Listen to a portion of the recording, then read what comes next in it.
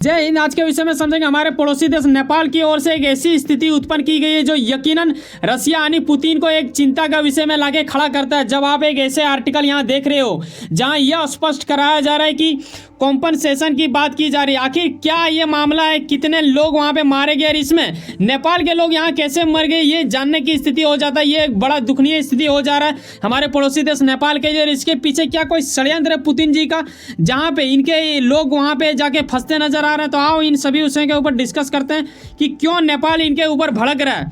दरअसल यहाँ आप स्पष्ट ये देख पाते हो कि नेपाल का यह कहना है कि भाई साहब रसिया सुनो, हमारे लोगों को अपने आर्मी में शामिल मत करो। आखिर ये लोग वहाँ पे कैसे शामिल हो गए, ये एक बड़ा मुद्दा बन जाता है। और आखिर रसिया को इतना क्या मजबूरी आ गया कि वो बाहरी देश के लोगों को अपने आर्मी में शामिल करवाते हैं? क्या इसके पीछे कोई षड्यंत्र है या फिर अपने सेनाओं को बचाने के लिए एक बड़ा गहरा वाला चाल है? तो ये जानने की स्थिति हो जाता है।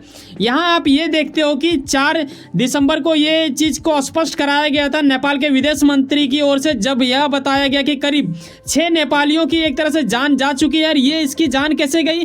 क्योंकि ये रूस के लिए एक तरह से उनकी सेना में कार्य कर रहे थे और यूक्रेन की ओर से युद्ध, आपको पता है कि यूक्रेन और रूस का वार अभी करीबन 1.5 साल से भी अधिक होने को है, ठीक है। तो ये एक बड़ा मुद्दा हो जाता है, इसी में ये मारे गए। आखिर क्यों ये मांग कर रहे हैं? देखो, कोई भी सेना अगर कहीं पे शहीद होते हैं, एक तो पहली बात जब वो मरने की स्थिति में आते हैं तो उसे शहीद से संबोधित किया जाता है, लेकिन इसके स्थिति में ये भी शायद उनको नसीब नहीं होगा, ऐसा कुछ लग रहा है। क्योंकि आर्टिकल में कहीं भी ऐसा कुछ लिखा ही नहीं गया है कि वो शहीद हुआ, डायरेक्ट ये लिखा गया स्पष्ट कि मारे गए। तो कहीं ना कहीं जब आप बाहरी देश के कोई लोग किसी दूसरे देश में जाके सेना बनते हैं तो ये भी एक चिंता का विषय होता है। तो नेपाल इन चीज़ों से काफ़ी ज़्यादा एक तरह से सदमे में है और इन चीज़ों को एक तरह से अपनी दुखी को व्यक्त कर रहे हैं। साथ ही इन्होंने यहाँ पे कॉम्पनसेशन की बात की गई है ताकि उनके परिवारजनों को कुछ मिल सके, लेकिन रसिया वाकई में क्या उन चीज़ों को ये मानेंगे या फिर इन चीज़ों को देना पसंद करेंगे? क्योंकि जब ये लोग वहाँ पे जाते हैं तो इनको यकीनन एक एग्रीमेंट से गुजरना ही होता होगा, बिना इन चीज़ों से ये नहीं होता। हालांकि इनके पीछे एक बड़ा षड्यंत्र है, आगे स्टेप में आप समझोगे। लेकिन फिलहाल ये समझ लो कि रसिया शायद इन चीज़ों को उतना हद तक ना मान पाए, अगर मान जाता है तो ये एक बेहतर चीज़ होगा। साथ में आपको यह भी पता होना चाहिए कि अगर नेपाल की हम बात करें ना, तो इनके यहाँ के लोग कई सारे अलग अलग देशों में जाके अपनी एक तरह से क्षमता देता है सेनाओं में, और वाकई में ये काबिल तारीफ योग्य होता है। इनके यहाँ के गुरखा सेना काफ़ी मतलब अच्छा माना जाता है, हमारे देश के लिए भी ये लोग कार्य करते हैं, कई बार आपने देखा होगा। लेकिन क्योंकि ये रसिया में जाके करीब 100 से 150 तक की संख्या बताई जा रही है, करीबन अंदाजे के मुताबिक सूत्रों के अनुसार यह पता चला है, जिसमें ये लोग शामिल हुए थे, उसी में से करीब 6 लोग मारे जा चुके हैं। और ये जब 6 लोग मारे जा चुके हैं तो यकीनन आपको ये मन में जरूर आ रहा होगा कि सर आखिर ये लोग वहाँ जा कैसे पाते हैं, ये आखिर क्या फंडा गया? देखो, इन लोगों को अच्छा खासा रकम दिया जाता है, ठीक है। वहाँ की अगर मैं बात करूँ, हमारे देश में रुपये चलता है तो वहाँ पे रूबल चलता है, ठीक है। तो वहाँ में करीबन 2 मतलब ठीक ठाक दे दिया जाता है। अगर हमारे यहाँ के देखें तो करीबन कितना होगा, 80 से लेके 1.5 लाख तक के करीब में जितना अमाउंट उनके रूबल में होगा उतना कुछ दिया जाता है। तो अच्छा खासा इन लोगों के लिए भी फ़ायदा था, लेकिन कहीं ना कहीं एक जान गंवा देने की स्थिति हो जाता है। कैसे जान गंवा देने की स्थिति हो जाता है ये समझने वाली बात होता ये है कि यूक्रेन के साथ ना पूरा तरह से यूरोप खड़ा है, ठीक है। इस पे कोई शक नहीं है। भले ही हम बोलते हैं कि यूक्रेन रूस वार है, लेकिन आप देखो ना, तो आप इसे अगर ऐसा भी बोलना चाहो ब्रैकेट में लेके कि यूक्रेन के बाद आप अगर यूरोप लगा देते हो तो कुछ ज़्यादा उस तरह चिंता का विषय नहीं होगा। लेकिन ये स्टेटमेंट क्योंकि मैं ये दे नहीं सकता, क्योंकि देने के बाद आप कहीं ना कहीं फंस जाते हो इन चीज़ों में, तो मैं चाहूँगा कि इस चीज़ को आप उस ओर से ना लें। लेकिन अगर आप देखो तो कहीं ना कहीं उसका ताकत, यूरोप का ज़्यादातर देश का ताकत जुड़ जाता है यूक्रेन के साथ, और यूक्रेन को एक ताकतवर देश में तब्दील कर दिया जाता है, जबकि यूक्रेन उतना ताकतवर नहीं है। उसके बावजूद भी ये रसिया के ऊपर कहीं ना कहीं बढ़ता चढ़ता नजर आ रहा है, तभी जाके रसिया को काफ़ी ज़्यादा एक तरह से नुकसान हो रहा है। इनके यहाँ पे आर्मी की कमी आए दिन देखने को मिलता है। ये काफ़ी तरह से बौखलाहटपन में एक तरह से दूसरे देशों से आर्मी इकट्ठा करते हैं, क्यों नहीं करते हैं, ये भी जानने वाली बात होगा। क्योंकि कई ऐसे लोग भी होंगे वो बोलेंगे क्या सर आप मतलब क्या रसिया के पास आदमी नहीं है क्या? अगर आदमी होता तो शायद ऐसा ना होना पड़ता, क्योंकि ये तो आबादी बढ़ाने के भी पीछे लग चुके हैं। हमारे देश में बोलता है कि आबादी कम करो और इनके देश में बोला जा रहा है कि आबादी ज़्यादा करो। हालांकि उसके प्रति मैंने वीडियो बनाया नहीं है, लेकिन एक बार मूड आया था बनाने के लिए, क्योंकि हाल ही में इनके ओर से एक स्टेटमेंट आया था। कभी टाइम ज़्यादा एक्स्ट्रा रहेगा तो यकीनन मैं उसके बारे में बना के बताऊँगा आपको।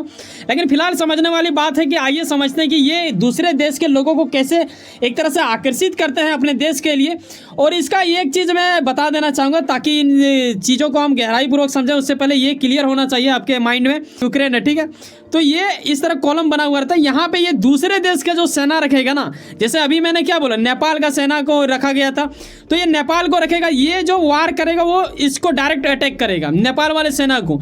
उसके बाद जो रसिया का जो रहता है सेना ना, वो उसका रसिया का अपना भी एक तरह से आर्मी है जिसे वेगनर ग्रुप बोला जाता है। तो वेगनर ग्रुप के लोग यहाँ पे रहेंगे।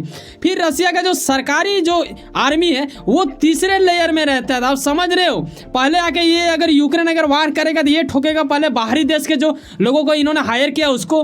फिर इसका जो सेकंड वाला जो रहेगा इनके प्राइवेट आर्मी, उसको मारा जाएगा। फिर तीसरा नंबर में इसकी अपनी सेना आती है, जो वाकई में उन्हें ये काफ़ी तरह से प्रोटेस्ट एक तरह से रख लिया जाता है, गजब की स्थिति लगता है। तो ये कहीं ना कहीं ये लोग जो यहाँ पे पहुँच रहे हैं, इनका जान काफ़ी ज़्यादा एक तरह से खतरों से भरा हुआ है।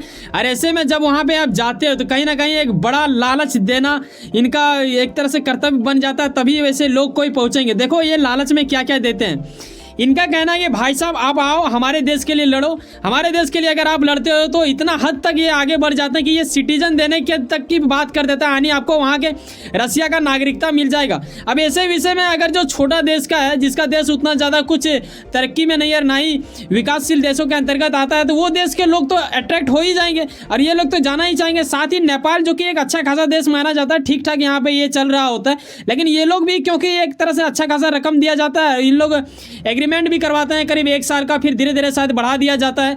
तो ऐसे में कई लोग वहां पे चले जाते हैं। लेकिन एक सवाल आपके मन में आना चाहिए, वो ये है कि हमारे देश के इर्द गिर्द में बसा हुआ एक और देश जिसे आप जानते हैं वाहियातों से भरा इस्लामिक धर्म मानने वाला एक छोटा सा देश पाकिस्तान, क्या लगता है आटे से तरसने से बेहतर है या फिर अपने ही लोगों के मतलब उग्रवादियों से, आतंकवादियों से बम बारिश फ्री में खा लेने से बेहतर नहीं होगा कि वहाँ पे यूक्रेन के खिलाफ जाके लड़े, वो रसिया का साथ दे, अच्छा खासा उसे रकम भी मिलेगा।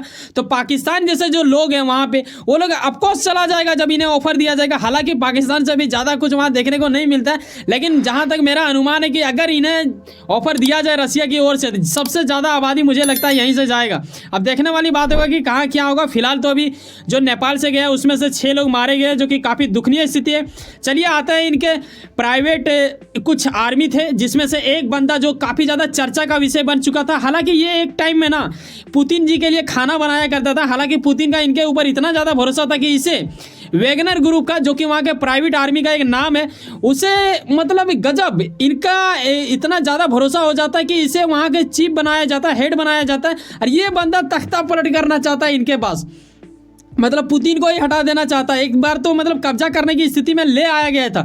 हालांकि बेलारूस के राष्ट्रपति ने इसका बहुत बड़ा योगदान था, मतलब एक तरह से बोलो कि जिगरा वाला दोस्ती, उन्होंने एक तरह से योगदान दिया जब इनको उन्होंने अपने यहाँ पे रख लिया। लेकिन माना जा रहा था तभी कि ये मारे जाएंगे। अंत में हमें ये पता चल ही जाता है कि ये जिस प्लेन से जा रहे होते हैं अचानक वो मतलब तबाही के मंजर में बदल जाते हैं और ये अब ना रहे। तो ऐसे में माना जाता है सूत्रों के अनुसार कि पुतिन जी का ये हाथ होगा, ऐसा सूत्रों के अनुसार स्पष्ट करवाया तो जाता है। अब देखने वाली बात होगा कि आप किस मुद्दे के ऊपर कितना गहराई पूर्वक समझ पाते हो। तो ये रहा कुछ झंडा वंडा जो आप देख रहे हो, वो वेगनर ग्रुप का ही है। तो यहाँ तक आपको क्लियर हो जाना चाहिए। और बताना चाहेंगे चैनल के बारे में, यहाँ आपको मिलता है हर वो मुद्दे जो कि दुनिया से जुड़ा हुआ रहता है, जो आपके हित के लिए काफ़ी लाभदायक हो, उसे बड़े ही सरल शब्दों में विश्लेषण करके आपको बताया जाता है। चाहे आप यूपीएससी का तैयारी कर रहे हो या फिर आईएएस का, छोटे बड़े हर वो एग्जाम के लिए करंट अफेयर्स काफ़ी ज़्यादा मायने रखता है। ओनली 29 रुपीज़ पर मंथ के जरिए आपको मिल सकता है हमारे चैनल की सदस्यता। आपकी मर्जी, आप चाहो तो ले सकते हो। वैसे सुनो ना कहीं कुछ ना कुछ काम करते होंगे, यकीनन अपने काम के प्रति काफ़ी ज़्यादा उम्मीद रखते होंगे, यकीनन आपका मेहनत आपका मंजिल बन के मिले। वैसे सुनो ना, सब्सक्राइब कर लो वर्ल्ड अफेयर्स पॉलिटिक्स और जुड़े रहो मुझसे। चलो मिलते हैं किसी नेक्स्ट वीडियो में। जाने से पहले एक बात ख्याल रखना, एक सब्सक्राइब जो बिल्कुल फ्री होता है करके जाना। मिलता है किसी नेक्स्ट वीडियो में। बाय, जय हिंद, जय भारत।